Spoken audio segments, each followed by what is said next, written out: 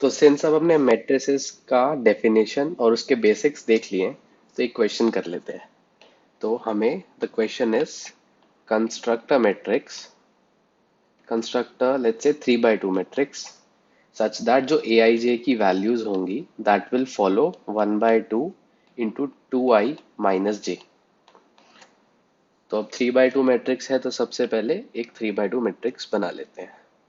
तो इसमें will have 3 rows, 1 2 3, and इसमें विल हैव 2 columns, 1 and 2।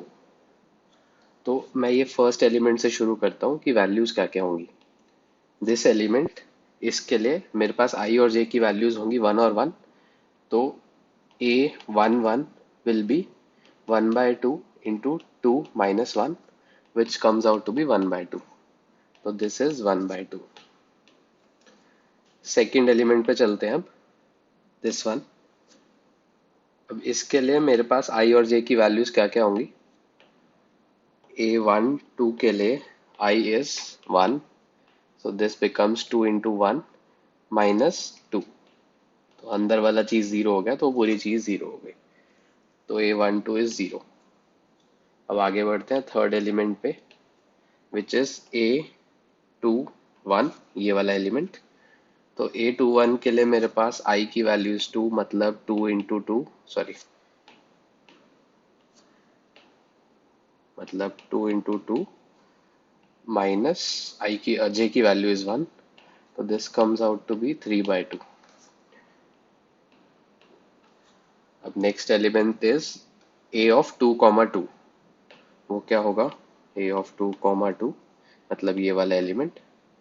इसके लिए I की वैल्यू इज 2, तो ऊपर इज 2 इंटू 2, J की वैल्यू इज ऑल्सो 2, तो -2। This comes out to be 2/2, which is 1। So this is 1।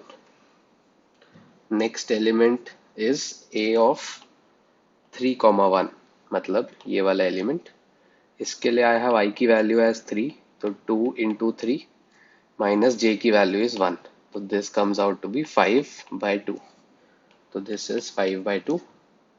अब लास्ट एलिमेंट जो हमारा होगा that will be A of 3, 2। तो इसके लिए आई की वैल्यू इज 3 and j की वैल्यू इज 2। तो this comes out to be 4/2, which is 2। तो ये आपका फाइनल आंसर हो गया। अगर आपको you are given this whole thing as the formula, तो आपका आउटकम ये वाला मैट्रिक्स होगा। अब एक और क्वेश्चन देख लेते हैं which is a little different from this. तो लेट्स सपोज मेरे पास नंबर ऑफ एलिमेंट्स इज 8। तो मतलब मेरा जो नंबर ऑफ रोज या नंबर ऑफ कॉलम्स मिला के जो टोटल नंबर ऑफ एलिमेंट्स बनेगा दैट इज 8। तो उस केस में what are the possible orders. तो हमारे को बताना क्या है, what are the different orders for the matrices that can be form.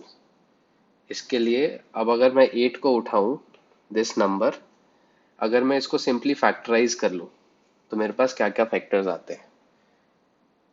इसको मैं 1 into 8 भी लिख सकता हूँ, तो एक कॉम्बिनेशन ये हो गया। सेकेंड विल बी मैं इसको 2, 4 लिख सकता हूँ। थर्ड विल बी इसको मैं 4, 2 लिख सकता हूँ। देन इसको मैं 8, 1 लिख सकता हूँ, राइट। इसके अलावा आई डोंट थिंक कि कोई फैक्टर इसका बनेगा। तो मेरे पास यहाँ पे 4 मैट्रिसेस बन सकते हैं जिनका ऑर्डर एक का 1, 8 होगा, जो कि एक रो मैट्रिक्स होगा ऐसा लंबा सा, जिसमें एक ही रो होगी।